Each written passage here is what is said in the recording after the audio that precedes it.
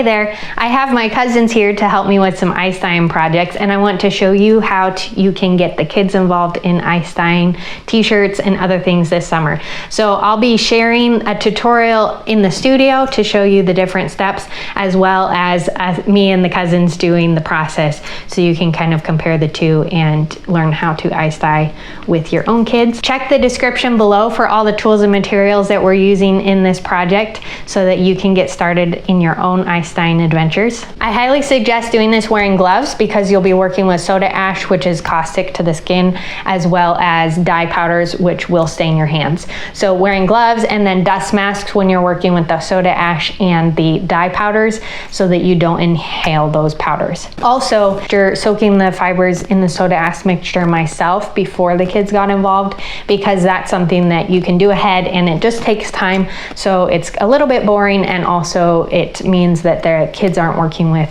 the chemicals of the soda ash. Lastly, I would suggest wearing play clothes or aprons when doing this. This tends to be more of an adult craft because you'll be working with dye powders and the soda ash. So just be aware that the kids will probably need some supervision, and make sure that they know the safety precautions around dye powders and working with dyes. Hi there, we're going to do some ice dyeing with t-shirts and socks, and I have some helpers today to help me do some of the ice dyeing. So they're going to introduce themselves now. Hi, I'm JC. Hi, I'm Alex. I'm Chelsea. Put your clothing through the wash to remove sizing and oils. In a bin, add enough water to cover the fabric and add 2 cups soda ash per gallon of water. Add in fabric and stir to coat with the water mixture for 15 minutes. We left ours in overnight, which made brighter, deeper colors. You will want some sort of sieve. This is a old salad spinner. This is a, do you remember what I called this? I call it a deep fryer. Deep fryer or a strainer, and then Cozy has a strainer as well. So we'll be putting our fabric in that, and then putting the ice on top, and then adding the dye. I suggest doing the soda ash mixture before you get the kids involved.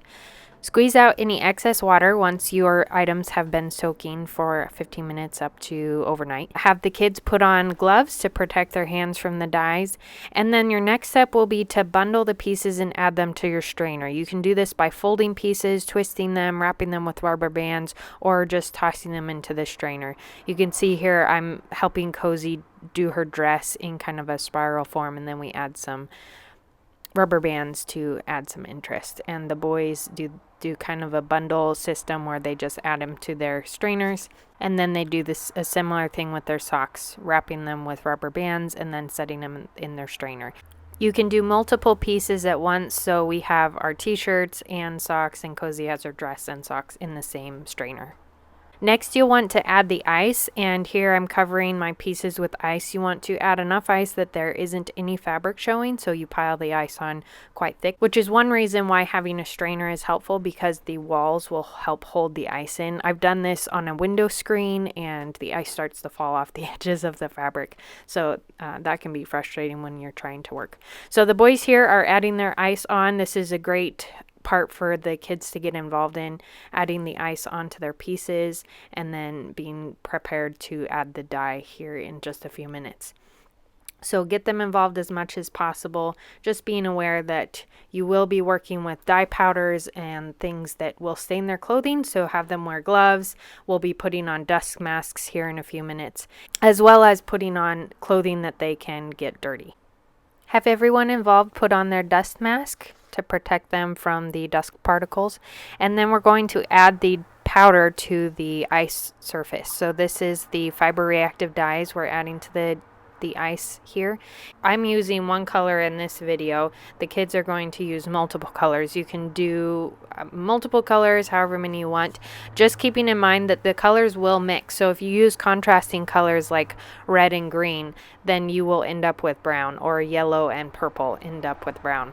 So using colors that mix well together, like green and blue, will turn into teal when they touch, or red and blue will turn to purple. Keeping that in mind when you choose your colors. So Cosette is going at it. She is adding quite large scoops to her dye, and you'll see at the end of this video how that turns out. JC on the end there, he's doing slightly less dye to see how that works out. And then Alex is somewhere in between, adding a a coating over all of his ice, but a little bit thinner than Cosette is doing. Be sure to stick around to the end of the video so you can see these guys' shirts and dress and all their socks. They turn out really cool, so it's worth the watch. Now it's time to allow the ice to melt, so they're going to set their bins aside and the ice will melt, and once it's all melted you can see the dye colors in the pieces, and we're going to open them up and rinse them out. We're going to rinse them out in the hose. So we have these in our strainers and we're going to use the hose, open them up. This is Cozy's dress that we did. JC's opening it up. We started this the second day, so open them up all on the second day to allow the ice to melt and the dye to set into the fabric. And you can see Cozy's dress ended up super vibrant. Even after a wash in the washer and dryer, it maintained its vibrant colors. And here is JC's t-shirt. The colors come out a little bit in the wash and dry cycle, so it's not as vibrant after it dries, but you can see the red, white, and blue kind of motif that he comes up with. And here are their finished garments. Well, thanks so much for joining us in our ice dyeing adventures. I hope you get a chance to try this out. I suggest disposing of the excess dye that dripped through your sieves somewhere on gravel or ground that's not near a garden, or somewhere that it will be able to drain through and kind of evaporate, because the dyes can affect plant growth. Thanks for watching. I'm doing several Crafting with Kids videos, so you'll be able to see those in coming weeks. Like this video if you enjoyed this process, and subscribe to my channel to see more basket weaving, natural dyeing, and other fiber art. See you next time.